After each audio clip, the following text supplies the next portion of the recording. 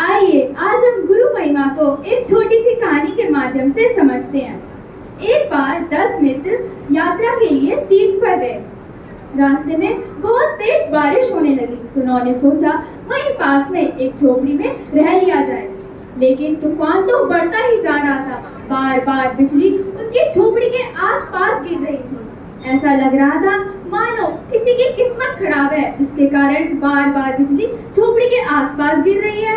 तो उन्होंने सोचा चलो एक काम किया जाए। प्रत्येक व्यक्ति एक एक करके झोपड़ी के बाहर जाएगा और थोड़ी ही दूर स्थित बरगद के पेड़ को छूकर वापस आ जाएगा।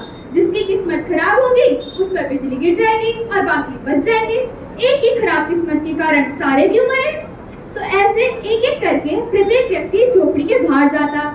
जब भी कोई जाता डरता हुआ कांपता हुआ जाता और जब पेड़ तक पहुंच जाता आसमान देखता हुआ वापस जल्दी से भाग के आ जाता और जब झोपड़ी में आ जाता सोचता मेरी किस्मत तो खराब नहीं है, मैं तो बच गया, मैं नहीं मरूंगा।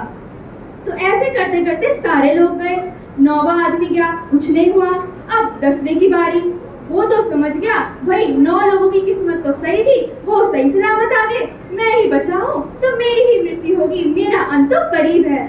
तो वो कैसे तैसे डरता हुआ कांपता हुआ झोपड़ी के बाहर गया और जैसे ही वो पेड़ के पास पहुंचा बहुत तेज बिजली गिरी, लेकिन उस पर नहीं, झोपड़ी पर। जो सारे 9 लोग थे वो मर गए। अब हुआ क्या था? हुआ यह था कि जो 9 लोग थे, जो बिजली गिर रही थी वो किसी की खराब किस्मत के कारण नहीं गिर रही थी, बल्कि जो 9 लोग थे वो 10वें जो इंसान था उसकी किस्मत के कारण बचे हुए थे। उनकी किस्मत तो खराब थी ही, बट 10वें आदमी की वजह से वो बचे हुए थे। अब जैसे ही उसको बाहर निकाला, पेड़ तक वो पहुंचाई और बिजली गिर गई, वो तो मर गए। तो जैसे जो रावण था, रावण की लंका में जब तक विभीषण रहा तब तक रावण विभीषण के प्रभाव से बचा रहा। जैसे ही उसने विभीषण को बाहर निकाला उसका पतन शुरू हो गया। इसी प्रकार हम इस मठ में आए, कुछ टेक्निक या वैष्णवों द्वारा दिए गए सिखाए गए मार्ग को हम पालन करके यदि हम कुछ पा रहे हैं तो हम सोचते हैं ये हमारी सुकृति है, ये हमारे पूर्व जन्म के कारण है। बट ये ऐसा नहीं है, ऐसा बिल्कुल नहीं है। ये सब श्रीला गुरुदेव की करुणा कृपा के कारण है, उनकी अहेतु की कृपा के कारण है। ये है तो हमारा भजन है, ये है तो हमारी भक्ति है। शास्त्रों में अब एक श्लोक आता है, नारायणोपि विकृतं यदि पुरो प्राशुदस्य दुर्बुद्धि कमलं जलद अपेतं शोष्यति रविर्न पश्यति। अर्थात कमल का फूल जब जल में होता है और उस पर सूर्य की किरणें गिरती हैं तो वह कमल का फूल खिलने लगता है। लेकिन यदि उसी कमल के फूल को बाहर निकाल दें और तब उस पर सूर्य की किरणें गिरें तो वो जो कमल का फूल है वो खिलता नहीं है, वो और मुरझाने लगता है, वो सूख जाता है। क्यों? कमल का फूल तो वही है, जो जल में था वही बाहर है, उसमें तो कोई अंतर नहीं है। तो अंतर है तो किसका? जल का। जो कमल का जल के साथ जो संबंध है वो विशेष है, जिसका संपर्क है वो विशेष है। यहाँ पर जो जल है वो है गुरुदेव और जो सूर्य है वो है भगवान। बिना गुरु की कृपा के भगवान की कृपा मिलना बहुत मुश्किल है, हमें नहीं मिल सकती। जहाँ पे जैसे जल के बिना अगर सूर्य की किरणें पड़ रही थी तो बट वो खिल नहीं पा रहा था, उसी प्रकार जब तक गुरु की कृपा नहीं होगी भगवान की कृपा कैसे हो सकती है? तो हमें गुरुदेव को हमेशा उनकी सेवा करनी चाहिए, उनको हमेशा खुश करना चाहिए। अब गुरु है कौन? चैतन्य चरितामृत में कहते हैं, गुरु कृष्ण रूप है शास्त्र प्रमाण, गुरु रूपे कृष्ण कृपा करे भक्तगान। कहते हैं गुरु कौन है? गुरु स्वयं भगवान श्री कृष्ण के स्वरूप है।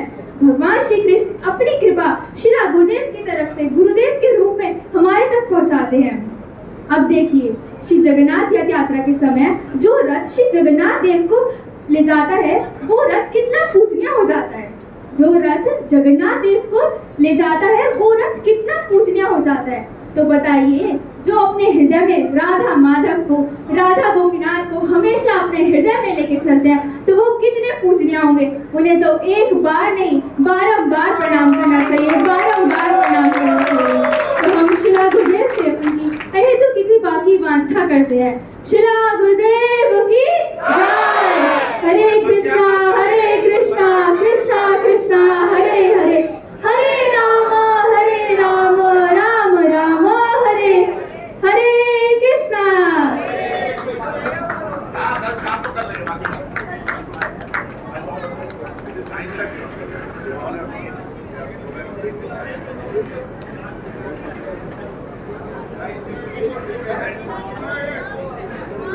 बोलो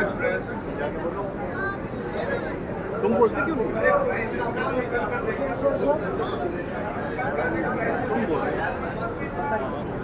तुम खड़े होकर बोलो।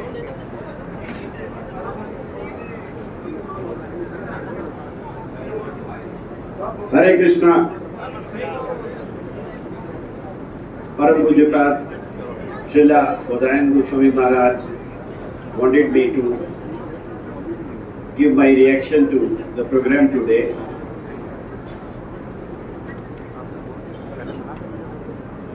In scriptures, it is mentioned that when the